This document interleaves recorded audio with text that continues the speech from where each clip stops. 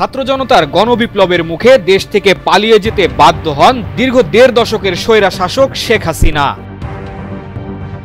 ভারতে পালিয়ে যাওয়ার পর সম্প্রতি এক ব্যক্তির সঙ্গে টেলিফোনে কথোপকথনে শেখ হাসিনা দাবি করেছেন যে তিনি পদত্যাগ করেননি, তিনি যে কোনো মুহূর্তে দেশে ঢুকতে পারবেন।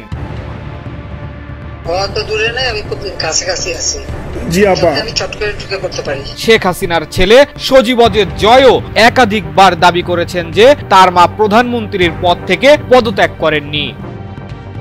তাছাড়া ভারতীয় গণমাধ্যম ও আওয়ামী লীগ নেতাকর্মীরা তো দাবি করছেনই। এমতো অবস্থায় শেখ হাসিনার পদত্যাগ নিয়ে ধোঁয়াশা দেখা দেয়। এই নিয়ে আলোচনার মধ্যেই শেখ হাসিনার পদত্যাগ পত্রের একটি চিঠি সামাজিক যোগাযোগ মাধ্যমে ভাইরাল হয়েছে। চিঠিটি রাষ্ট্রপতি মোহাম্মদ শাহাবুদ্দিনকে লেখা। ওই চিঠিতে শেখ হাসিনা লেখেন, আমি গভীর দুঃখের সঙ্গে জানাতে চাই যে সাম্প্রতিক বিক্ষোভ ও সংঘর্ষের পরিপ্রেক্ষিতে যেখানে ৩০০ জনেরও বেশি মানুষ প্রাণ হারিয়েছে এবং আর কোনো প্রাণহানি এড়ানোর জন্য আমি পদত্যাগের সিদ্ধান্ত নিয়েছি।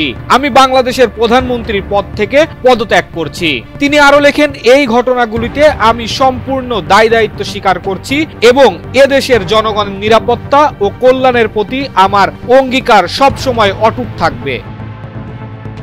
পদত্যাগপত্রে শেখ হাসিনা লেখেন, গত ১৫ বছর ধরে আমি আপনাদের সেবা করার সুযোগ পেয়েছি, যা আমার জীবনের সবচেয়ে বড় সম্মান। তবে সাম্প্রতিক ঘটনাবলী প্রমাণ করছে যে এই মুহূর্তে দেশকে এগিয়ে নিতে অন্য কোনো নেতৃত্বের প্রয়োজন। আমি আশা করি আমার পদত্যাগ বাংলাদেশের উন্নয়নের নতুন পথ খুলে দেবে এবং শান্তি পূর্ণ প্রতিষ্ঠিত হবে। চিঠির শেষ দিকে শেখ হাসিনা লেখেন, এই কঠিন সময়ে আমার সরকার যা কিছু করেছে তার জন্য আমি গভীরভাবে অনুতপ্ত। আমি সব বাধ্যবাধকতা মেনে নিচ্ছি এবং এই সিদ্ধান্ত বাংলাদেশের বৃহত্তর স্বার্থে নিয়েছি।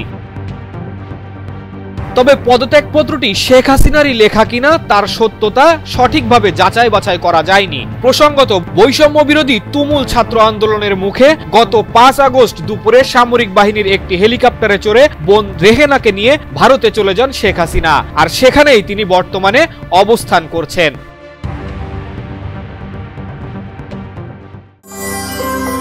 সত্য, বস্তুনিষ্ঠ ও নিরপেক্ষ দৈনিক জনবাণী।